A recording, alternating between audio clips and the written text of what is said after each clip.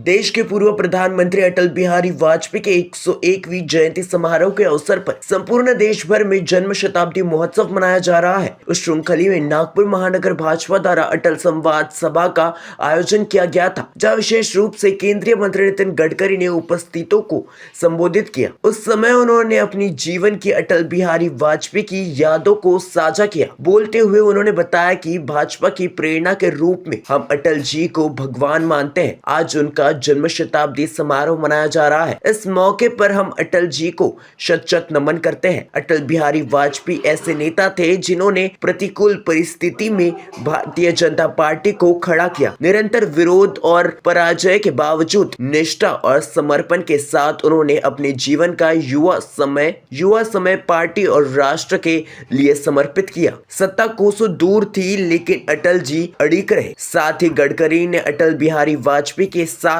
पुराने नागपुर हवाई अड्डे का प्रसंग सुनाया, जहां उन्होंने कहा कि हमारे देश का नेता कैसा हो, अटल जी जैसा हो, यह नारा लगाया। लेकिन अटल बिहारी वाजपेयी ने वह नारा रोककर बोला कि देश का नेता कैसा हो यह जरूरी नहीं, देश कैसा है यह जरूरी है। हम सब की प्रेरणा के रूप में हम जिनको मानते हैं, ऐसे नेताओं में अटल बिहारी वाजपेयी हमारा दैवत है। अटल बिहारी वाजपेयी के जन्म शताब्दी वर्ष आज समाप्त हुआ। आज 101वां उनका जन्मदिन है।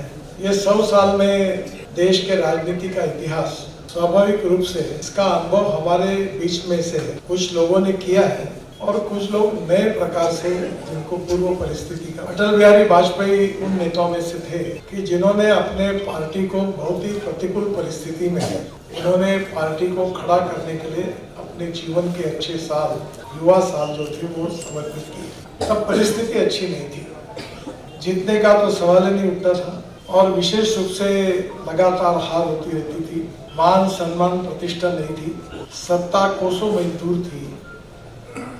उस समय अटल बिहारी वाजपेयी जी देश में हर जगह पर जाकर भारतीय जनसंघ के रूप में और फिर भारतीय जनता पार्टी के रूप में अपने संगठन का विस्तार करने के लिए उन्होंने अपने जीवन को न्यौछावर कर दिया।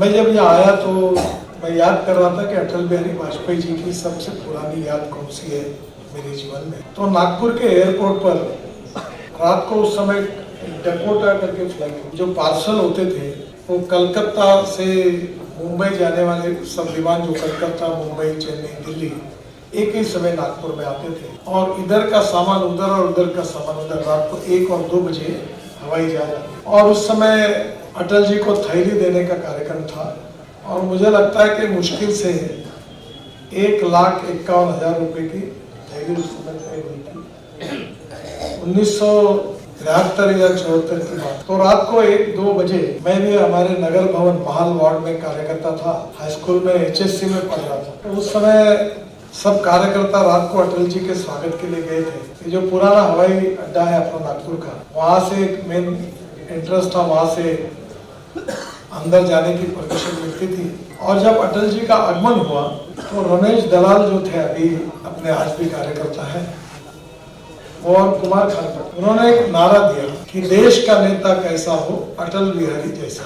हम लोग बड़े उत्साह के साथ उसको दोहरा रहे। अटल जी ने पीछे मुड़कर कहा, अरे ये मत कहो देश का नेता कैसा हो ये महत्वपूर्ण नहीं, ये देश कैसा हो ये महत्वपूर्ण है।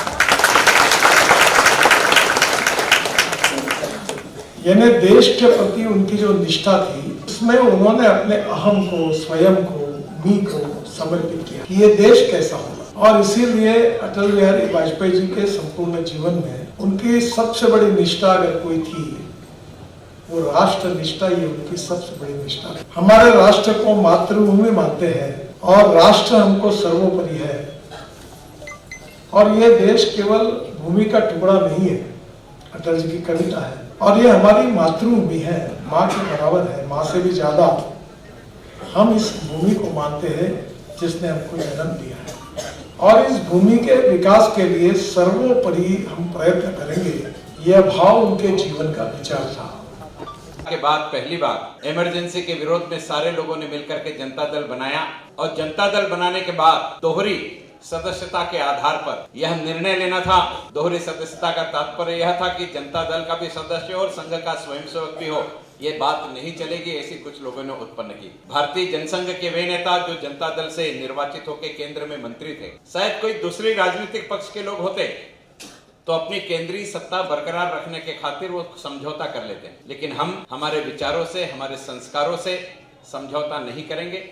हम राष्ट्रीय स्वयंसेवक संघ के स्वयंसेवक है, सत्ता चले जाएगी तो भी चलेगा, लेकिन संघ से हमारा संपर्क नहीं है, इस बात को हम कभी भी स्वीकृत नहीं करेंगे। इसलिए सत्ता को त्याग करके जनता पार्टी की सरकार से पूरा का पूरा जनसंघ का वह जत्था जो उस सरकार की आत्मा हुआ करता था बाहर निकल गया। आप कल्पना कीजिए, उसके बाद 1980 में भारतीय जनता पार्टी की निर्मित हुई।